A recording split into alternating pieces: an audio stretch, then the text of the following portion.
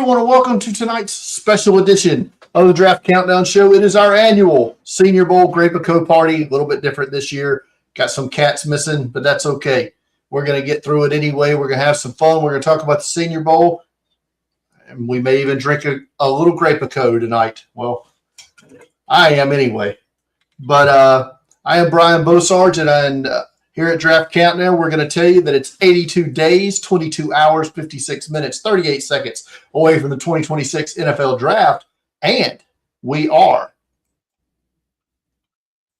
17 hours, 26 minutes, and 25 seconds away from the kickoff of the 2026 Panini Senior Bowl.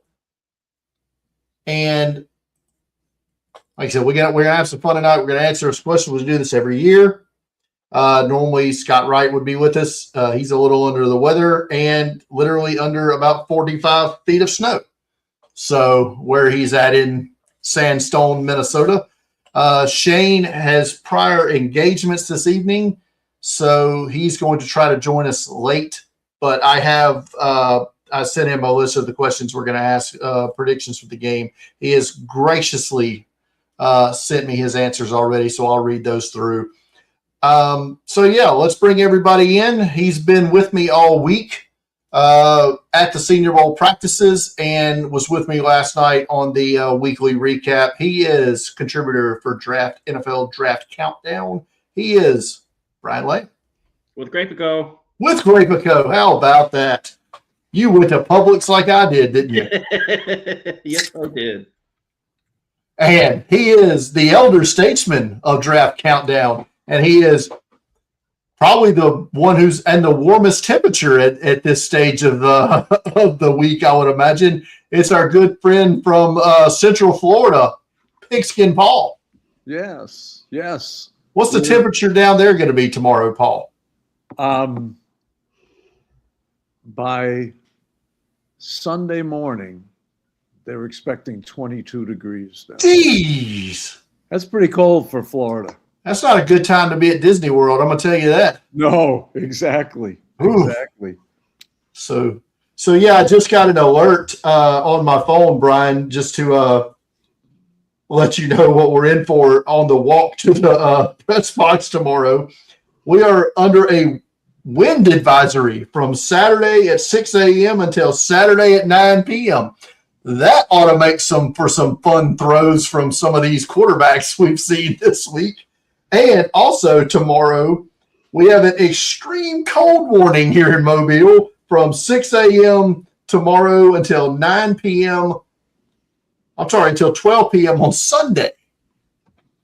Wind chill from by the time we get to the stadium tomorrow, I think the wind chill is going to be 17 degrees, Brian. And during the game, I believe the high with the wind chill is going to be in the upper 20s. You guys better get there early so you get a seat in the press box. You don't worry about that. If we don't get a seat in the press box, we're coming back and watching the game at Brian's house. I can tell you that. I feel rather intelligent this year. I think I made an excellent decision to just stay put at home this past week.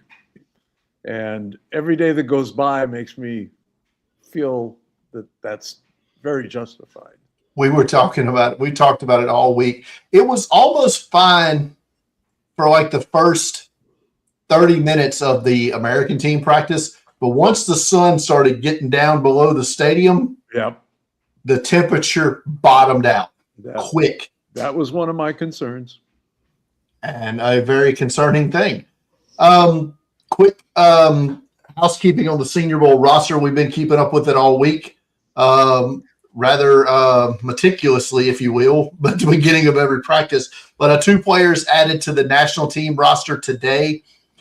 Defensive tackle Tyree West from Tennessee and his volunteer teammate, running back Star Thomas, will be here as well. Our assumption is they're training over at the Andrews Academy in Pensacola. That's just a personal guess on my part. Star Thomas, I'm sorry. Yes. He was training in Frisco. I looked that up. Oh, Ooh. That's interesting. Well, you know, That's a flight, I guess, a direct Yes. flight to Mobile. Yeah, it would be a flight. I There were did the a couple research. other guys that came in. That Well, as I was saying, when they were having the travel issues, there's four airports that travel direct to Mobile on a daily basis. That's it. And there's 2 flights a day. And that's it. Atlanta, Houston, Dallas, and Charlotte. So he got on the Dallas flight, I guess. Probably. So how this works for everybody new here is I have a list of 10 or so, 11 or so questions, 15, whatever. And it's essentially predictions or general overall thoughts. And it's fun to go back and look and see who was right and who was wrong. So I will go back over the picks we had last year as well when I asked this before we get to our answers this year, just to see who might have had what, so to speak, and who did the best here. So let's get right into it. Player that you're lower on now, that you were lower coming into the week, I should say, that you're higher on now. Last year, I said Alexander, the defensive tackle for Toledo. He ended up going in the 3rd round to Detroit, I believe. Shane said Elijah Arroyo, tight end from Miami. He goes 2nd round to Seattle, so playing in the Super Bowl. Paul, you said Kaiser, the linebacker from Notre Dame. Mm-hmm. And Brian, you had Willie Lampkin, the interior offensive lineman from North Carolina. He went undrafted. Well, But both of our guys made rosters. that's true. And Lampkin as well was started with the Rams and finished with Philadelphia, right? Yeah. Yeah, I really hope he's just fun. I really hope he gets a shot. All right, so with that in mind, player that you were lower on coming into the week, that you're higher on now, Shane, in the process of trying to avoid everybody having the same answer, which there's one question on here where it's going to be unavoidable, or we're all going to have the same answer or pretty close to it. Shane has Arkansas running back Mike Washington as a player. He was lower on coming into the week, but is higher on now. So, Paul, we'll go to you. Who was you down on coming in this week, but your eyes have become opened? Kyle Lewis, the linebacker from Pitt. Still not sure what he's going, what position he will play. I'm guessing special teams for sure. Maybe a big nickel. Maybe a linebacker spot, but he just really, I didn't think he was that good of an athlete. And he really was all over the field every practice. Liked him a lot. Brian? I will go with Wyoming tight end John Michael Gillenborg. I really didn't like his tape coming out as much as the other tight ends on the roster, but held his own in pass protection and blocking downfield, and also kind of show what he can do in the vertical game. I'm going to go on the offensive side of the ball, and we knew the edge rushers were going to be superb this week, and whatever offensive tackles could show their, hold their own or even dominate, if you will, would rise their stocks, and that's where it brings me to Texas A&M offensive tackle Demetrius Crownover, a guy who I did not have in my top 175 on my board that I made last week. I think he's a top 100 guy after this week for me. I think he ends up in that 3rd round area. So yeah, I don't know if he lost. I'm sure he lost a rep at some point, but those one-on-ones, man, he held it down. Yeah. Yeah, I like all of those. I think Kyle Lewis is more than a special teams guy after seeing him this week. But man, he was something else. All right, so let's spin it and reverse it here. Player player you were high on coming into the week, lower on now. Shane has said he is lower now on Southern Cal wide receiver Jacoby Lane. Yeah, that's fair. That's fair. I mean, he's essentially a big slot, right? I mean, that's kind of what he looked like this week. I mean, he's 6'4", didn't separate a whole lot. I didn't see any standouts from you. Did you, Brian? No. I thought he dropped a lot as well when he was targeted. And then they stopped throwing to him. I'm sure Shane's looking at this a lot from the fantasy aspect too, and he probably didn't see a lot from him there. I'll go here first, and I'll say Caleb Banks, defensive tackle, Florida. Not just from what I saw on the tape. He had some good reps this week, but he had some bad ones, especially in the team drills, man. He was on his ass a lot in those run fit drills, especially. And then I started hearing some chatter that my man, Mr. Banks, did not help himself in the interview room. That is the word on the streets from Mobile here. And Mobile, okay. And that is not going to do him any favors, I don't believe, especially when you see him, and he's probably not a guy that's going to test well either, right? Right. Paul, how about you? Higher on that you were high on, but you saw something this week's maybe made you rethink it. Well, I'm going to cop out on what I'm going to say. Pavia at quarterback, but it's probably logical that he wouldn't look as effective as he did at Vanderbilt, because I think he was trying to make sure that everybody looked upon him as an all-around quarterback. And a big part of his game, obviously, is his scrambling ability. And he shut it down and just tried to stay in the pocket as much as he could. But still, it disappointed me. I was hoping for more from him. Brian, how about you? I'm going to go with a player that we've talked about a couple times during practice, Brian. That's going to be Baylor quarterback Sawyer Robertson.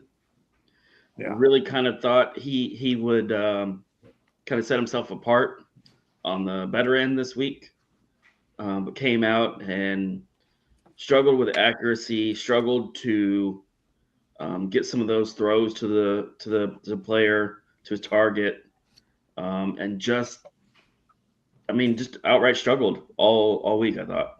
Yeah, I'm with you on that.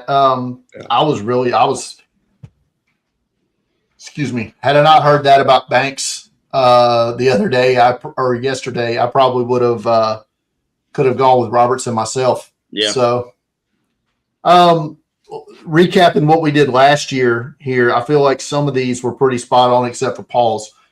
Thank you. But I had Jalen Milroe as a player I was lower on leaving the week. He ends up going in the third round to Seattle. Going to play in a Super Bowl, technically, I guess. Well, as the emergency third quarterback, but he'll be in the Super Bowl. Injuries away from starting.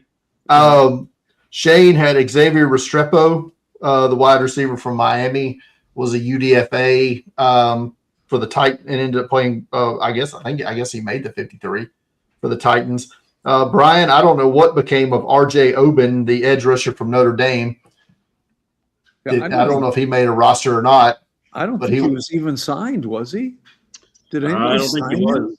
So I guess, Brian, you win that one because he just completely fell off the map. Paul, you were lower on Deion Walker, the defensive tackle from Kentucky, and he made a huge impact for Buffalo this year. Yeah, so. He did. I was concerned. I heard some issues about him off the field and the fact that the guy couldn't control his weight. I guess it didn't matter. R.J. Oben, selected by the Louisville Kings of the United Football League. Okay. Now, maybe this coming year. But he was not one of the answers that we'll get to. So keep that up, Brian. Keep that list up of these rosters on the UFL because well, we need to check on that as our last question, by the way, of who we picked for last year. So just keep that tab open. All right.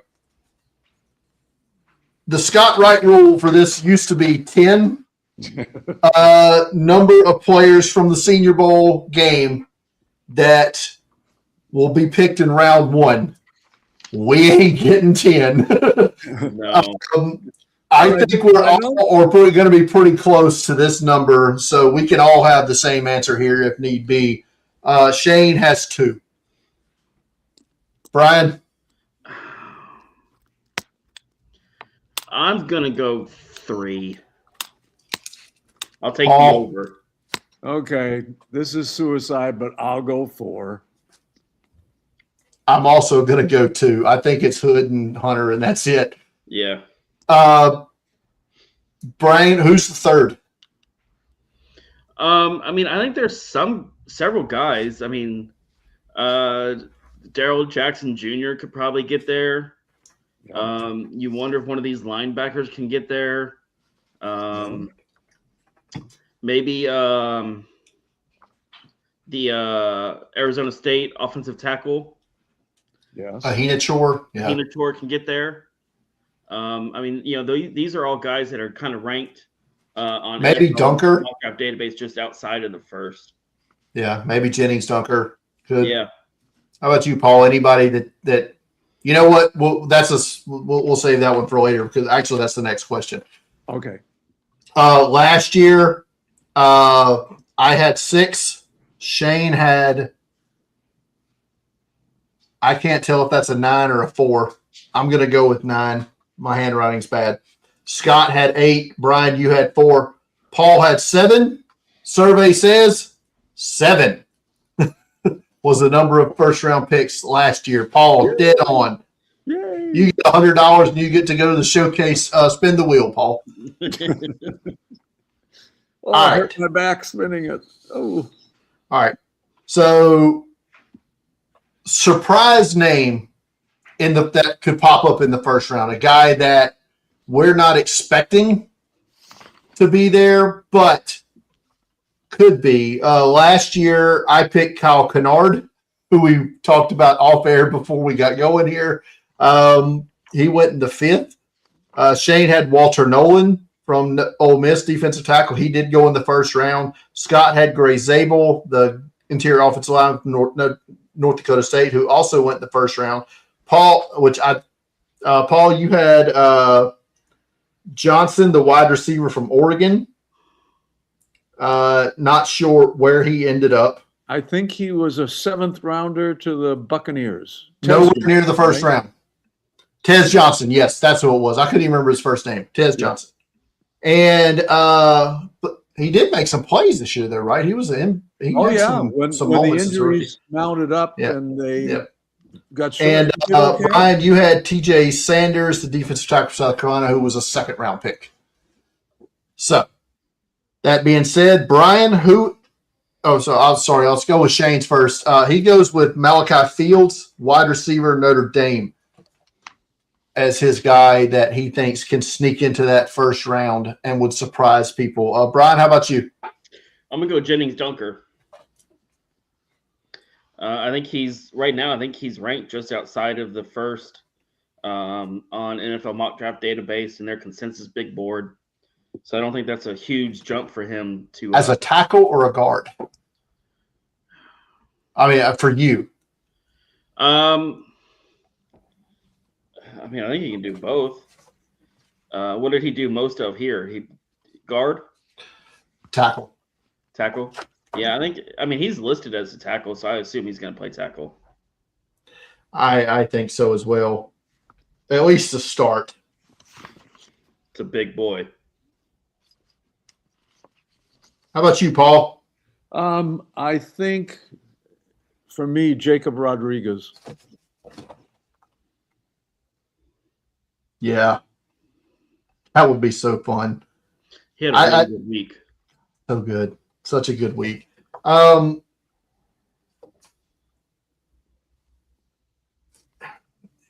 Here's the name. I'll just throw this out there. Zion Young, the edge rusher from Missouri.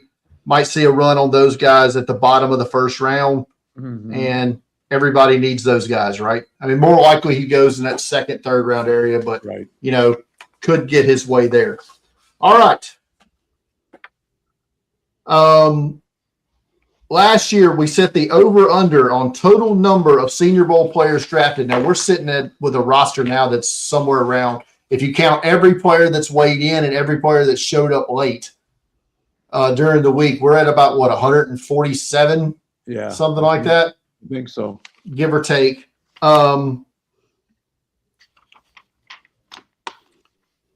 Over/under on total number of drafted players. Last year I set it at 114.5. Myself and Brian went under. Paul and Shane and Scott all went over. The number ended up being 105. So the under hit. The under hits.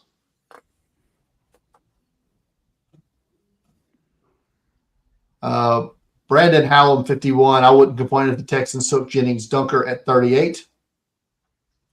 I would hope not.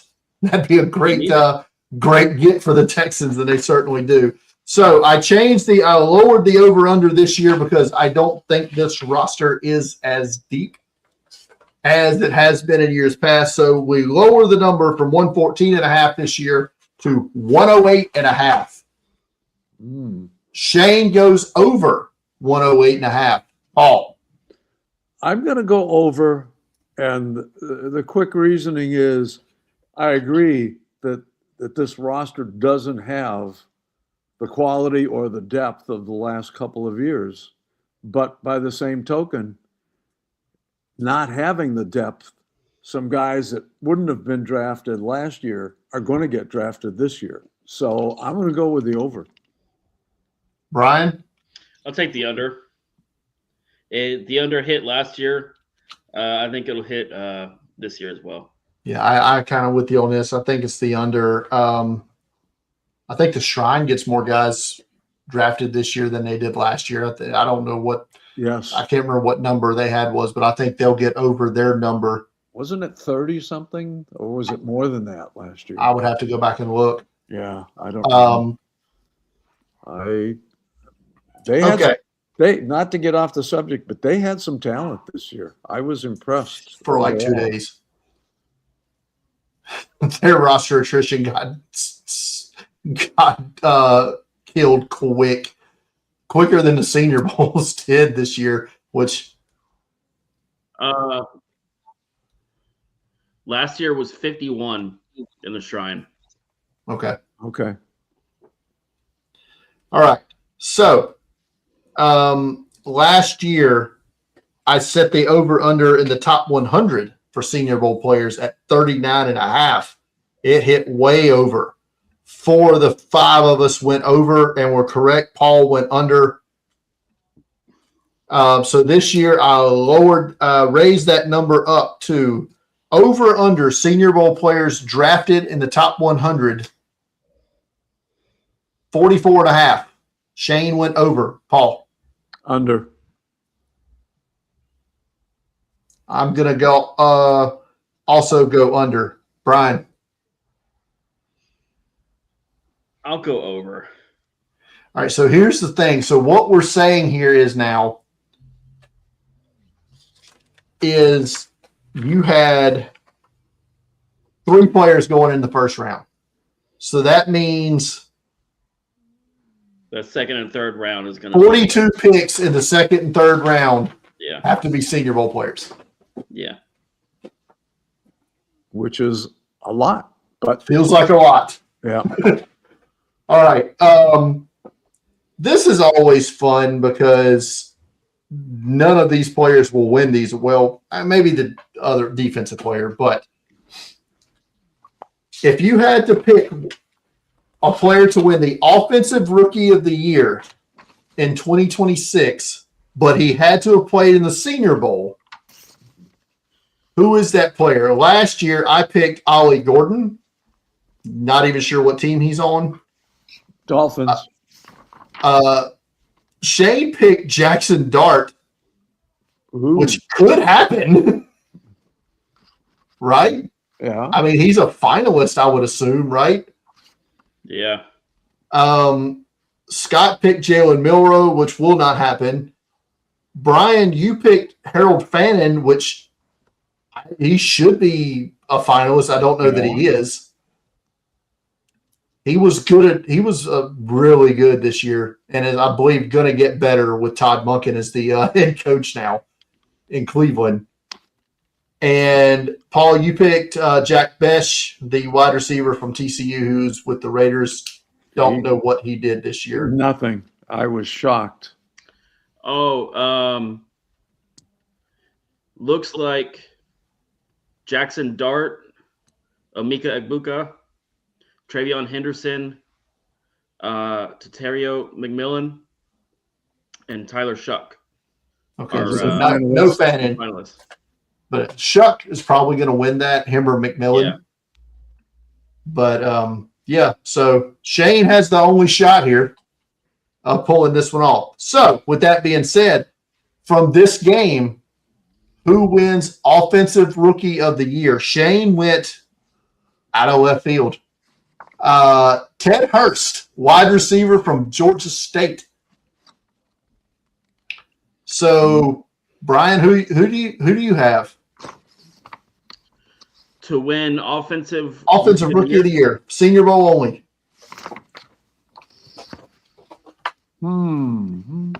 What did Shane have? I'm sorry. Ted Hurst.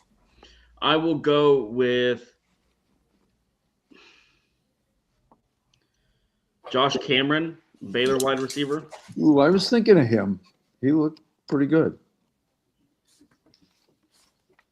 All right, so Brian's got Josh Cameron. I will go with Katron Allen, the running back from Penn State.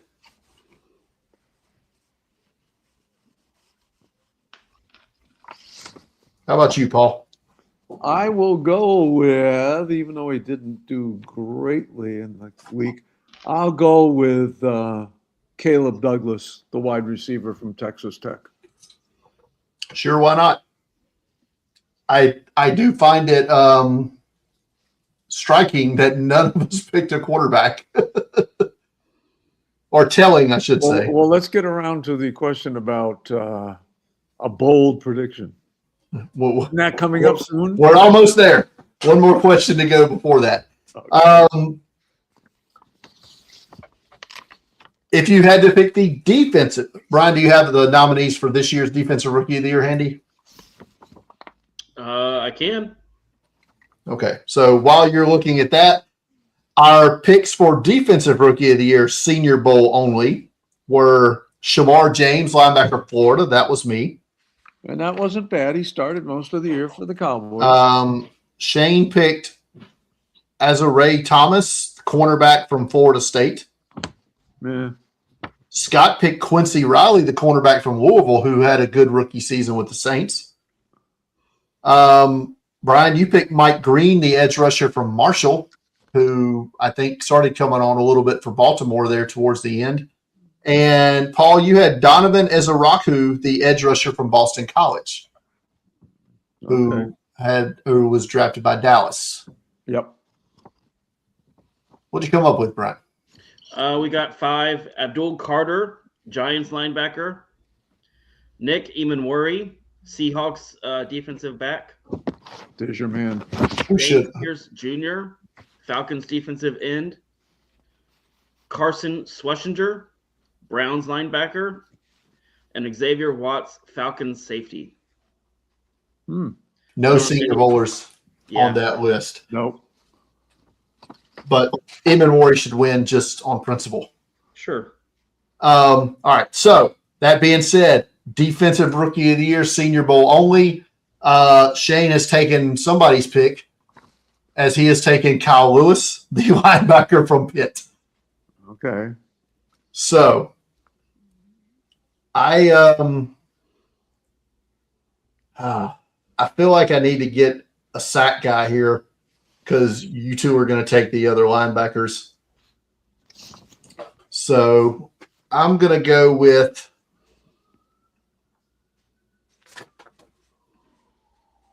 TJ Parker, Ugh, the edge rusher from Clemson. I hate you. Brian? Paul's got to recalibrate his answer here. I will go Daryl Jackson Jr. from Florida State, defensive lineman.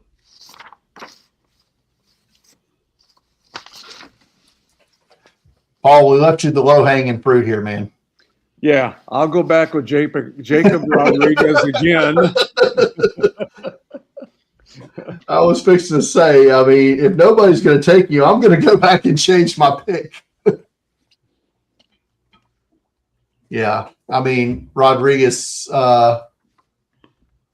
he's so fun. Brandon agrees with me, TJ Parker. You know what the tiebreaker is with Rodriguez? The mustache. The mustache is cool. Come on, man. He's a guy you just want to root for. That's it. The wife. Yeah. All right, then how about the wife? You know, we talked about it on the show last night, and I don't know that it was ever confirmed, but there was like a black helicopter flew over like low over the stadium during the second practice. And when I was doing a radio spot from the stadium, they said that was Jacob Rodriguez's wife was flying the helicopter over the stadium. I don't know if it was true or not. I don't think that's legit. I don't know. Maybe it was, maybe it wasn't. We're just going to say it was just because it seemed cool. I don't think the one she flies goes that slow, even if you try to slow it down. All right. The question Paul was alluding to earlier. One thing that you can guarantee will happen during the 4 quarters of the Senior Bowl game. Last year, I said Milroe over 34.5 rushing yards. He failed. Shane said 2 tight ends score touchdowns in the game, 2 separate tight ends. He failed. Scott said that Riley Leonard would score a rushing touchdown from inside the 5-yard line. He failed. Paul, you said somebody named Bassa would lead all players in tackles. That was incorrect. Brian, you said Milroe would have a 20-plus yard rushing TD. He did not. We all failed at this. So Shane says that each team will have a quarterback with a rushing TD. That's an interesting one. I don't hate it. I got to tell you, I don't hate it. Between Pavia and Peyton on the national team and Green on the American team, I don't hate that prediction at all. How about you, Paul? You seem gung-ho on this one. Well, it strikes me that this may be one of the weakest quarterback groups that has been at the Senior Bowl in the 27 years that I've been at most of the games. However, that's not true. That's definitely recency bias, because I remember a game where Trace McSorley was here. Oh, I know. And Dwayne Craig from Auburn. And Will Greer and Trace McSorley were here in the same game. Yeah, no. Okay, well, it's a bad group, though. So mine will be that the 6 quarterbacks combined will throw more interceptions than they do touchdown passes. So more interceptions than TD passes from quarterbacks. From quarterbacks. So halfback option passes in this game don't count. Doesn't count. No. I'm just going with the quarterbacks. And the fact that I think secondary is one of the strongest groups at the Senior Bowl this year. I don't hate the pick prediction. Brian, I'm gonna let you go because I'm gonna go either one of 2 ways here. I'm gonna go with Garrett Nussmeier leading the quarterbacks in pass yards. Now, just for the hell of it, you want to give us a number, you think? No, I don't, Paul. What's that over under on those passing yards, Brian? You want to set that at what? I don't know what. It doesn't count. We'll just do this as a hypothetical. Well, I mean, there's 3 of them on the roster, so you're going to imagine that they probably play what a quarter and a drive. Yeah, maybe 3 drives apiece. Yeah. 85 yards. That sounds about right. Okay. I wanted to make this a Taylor Green. Did you write down 85 yards, by the way? Because I want to did. hit that if I. Okay. I'm writing it down now. He writes down everything, bro. I'm writing down 85. Okay. I wanted to go with a Taylor Green 20-plus yard rush during the game. Uh-huh.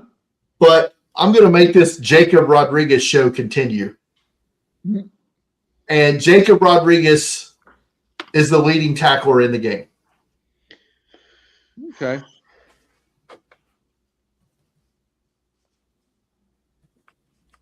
Okay.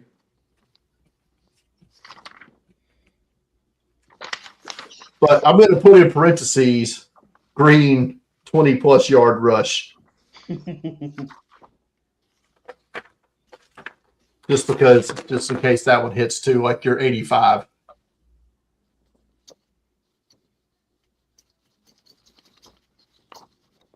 Brandon thinks that the Senior Bowl could end in a 0-0 tie. That would be hilarious. So Brandon's given his final score prediction of 0-0 in the chat. That's where we're at now. Our final score prediction last year, the American team beat the national team 22-19. 4 out of the 5 of us had picked the American team to win. Only one of us had it by the exact margin of victory. That was Scott, who picked the American team to win 20-17.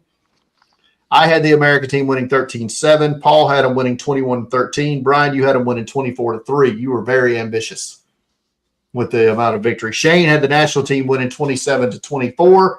Shane has the American team winning for the first time ever, I do believe, in these predictions. Shane is going with the team, or did they have the Ohio State players this year? They do. That's why he's here. They put the Ohio State players on the American team this year. So Shane does still stay homer, true to the cause. He picks the American team to win this game 30-17. 30 points. That's a lot of points. I'm going to go with the American team for the sheer fact that that's where the South Carolina players are. And I think they win this game 19-14 American. Paul. Hold on. I gotta. Why don't you go to Brian, please? Score prediction. I guess we're gonna make it 3. I'm gonna go American. I will go 17-7. I'm sorry, 17-9. 17-9. 17-9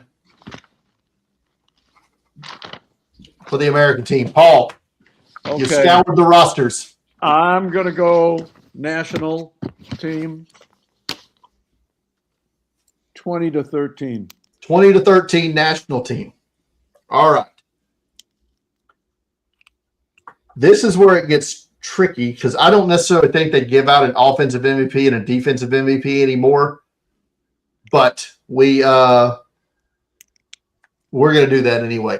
Offensive MVP of the game, Shane has cast his vote for Luke Altmaier, the quarterback from Illinois.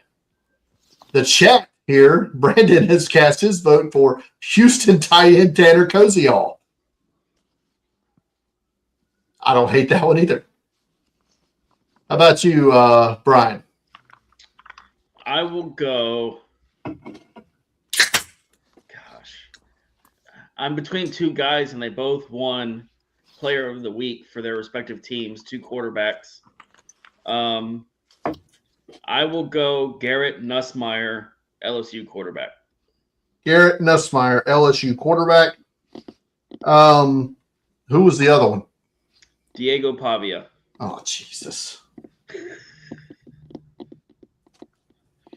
Paul? Okay.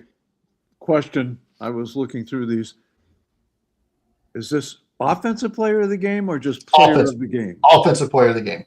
Offensive player of the game. Okay. Then I will go with Reggie Virgil, wide receiver, Texas Tech. Reggie Virgil, wide receiver, Texas Tech. I love it. He picked Caleb Douglas for something else. He's rounded out. He's gonna. Is there any other Texas Tech players you haven't added to any of these awards yet? Oh yeah, they got a ton of them here. Romello Height. Well, we got Lee Hunter, the local kid from Mobile. Could be your defensive MVP pick of the game. I am. This is so dumb, but I'm gonna go with Taylor Green, the quarterback from Arkansas. It could happen.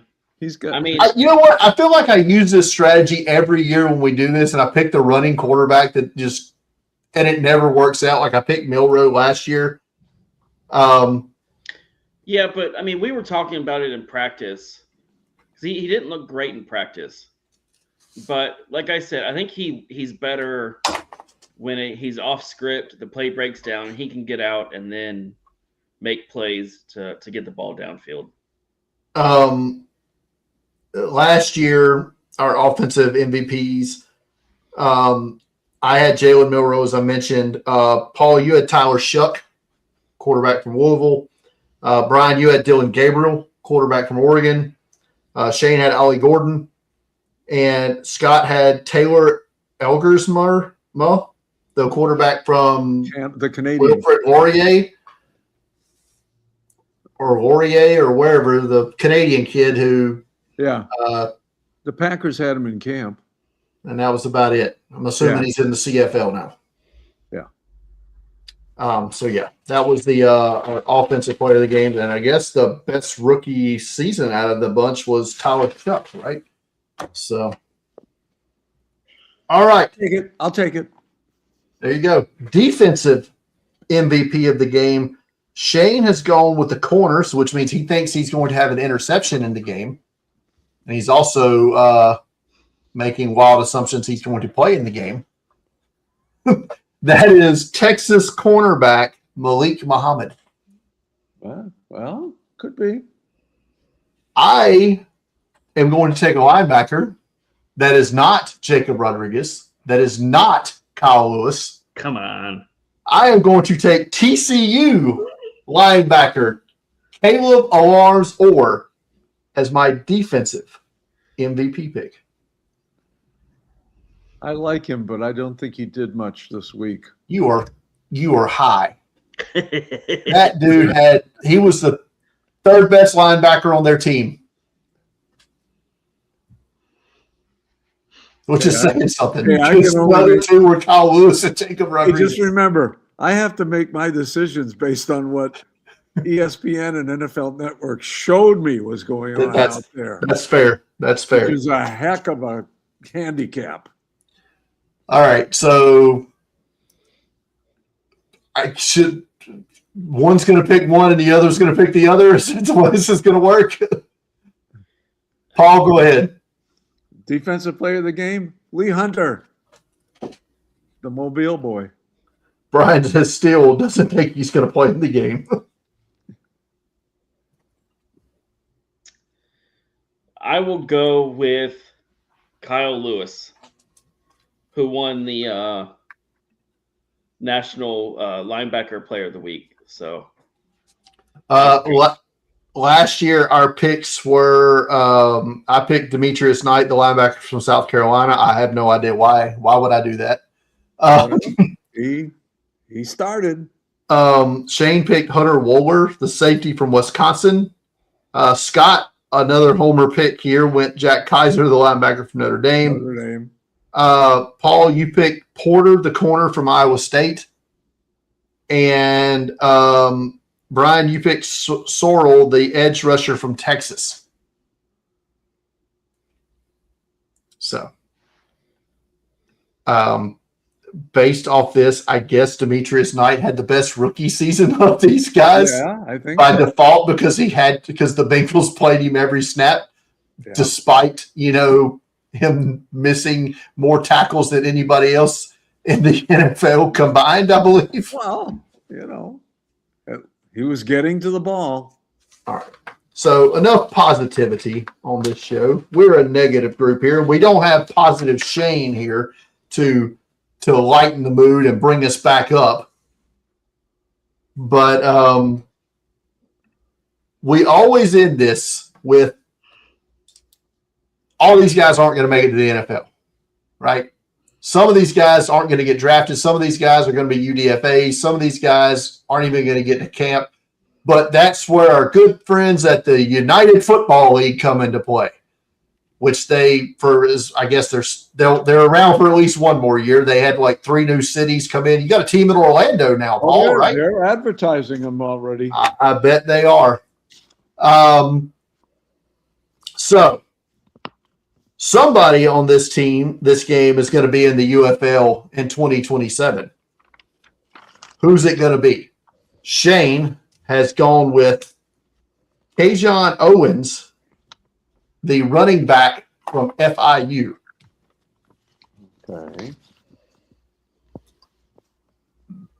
But before we'll come back and see where we ended up, Brian, because I think we tabbed open the UFL rosters here. Yeah. I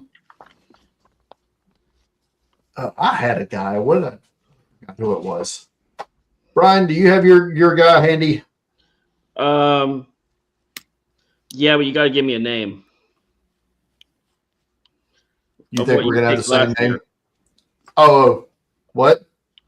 You want to give me a name of who you picked last year? I can tell you if they were in there or not. Okay, yeah, we'll do that really quick while we're trying to process here. I picked Danny Strigo, the edge rusher from Minnesota. No, he made the He's Jaguars. with Pittsburgh, or did he? Okay. Yeah. Shane picked Jamal Pritchett, the wide receiver from South Alabama. He was trying to suck up to you. No. Scott picked his own quarterback, Riley Leonard from Notre Dame. He was a 6th-round pick of the Colts and started a game in the NFL this year. And didn't look terrible. And did not. Paul picked Seth Hennigan, the quarterback from Memphis. That feels like that might be one. No? No, he made a team. I thought we had that one, Paul. No. Brian, I know you failed miserably because you picked Kyle Williams, the wide receiver from Washington State. And he was drafted in the 3rd round. And played well. And played well. So nobody wins that trifecta this year. Oh, who was the name I had? I had a good one too.